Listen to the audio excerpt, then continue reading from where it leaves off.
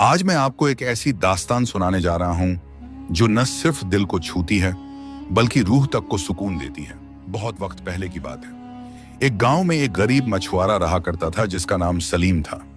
वो रोज दरिया से मछलियां पकड़कर लाता, बाजार में बेचता और उसी से अपने घर का गुजारा करता। उसका घर मिट्टी और लकड़ी से बना एक छोटा सा झोंपड़ा था जिसमें उसकी बीमार माँ और छोटी बहन आमिना रहा करती थी।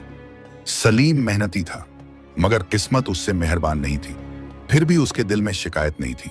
वो कहता था, जिसने जान दी है वही रोजी भी देगा, मैं तो बस मेहनत करता हूँ। एक दिन सलीम रोज की तरह अपना जाल उठाकर दरिया की तरफ चला गया। उसने नाव दरिया में उतारी और जाल डालने ही वाला था कि उसकी नजर पानी में तैरती हुई एक भारी लकड़ी की संदूक पर पड़ी।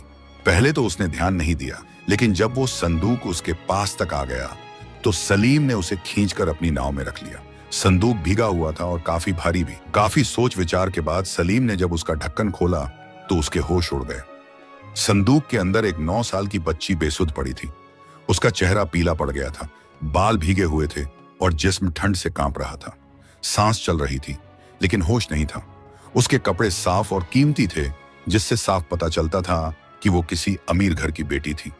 सलीम कुछ देर तक उसे देखता रहा, फिर जल्दी से उसे अपनी चादर में लपेटा और नाव को वापस किनारे की तरफ मोड़ दिया।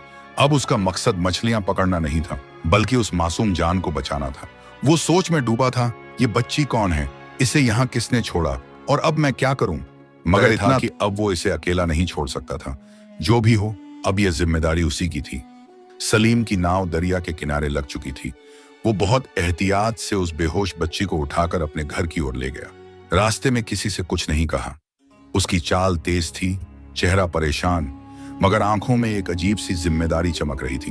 घर पहुंचते ही सलीम ने अपनी मां को आवाज दी, अम्मी जल्दी देखो, ये बच्ची दरिया में एक संदूक में मिली थी।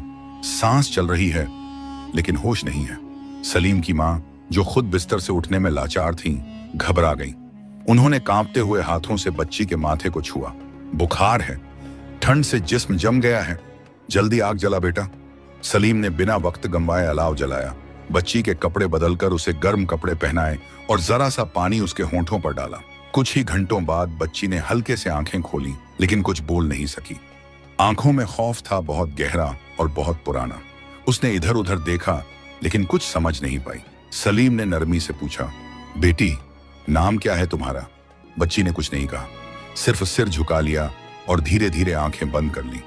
ऐसा लगा जैसे उसे याद नहीं कि वो कौन है, कहां से आई है और कैसे दरिया में पहुंची। अगले दिन सुबह गांव में बात फैल गई। सलीम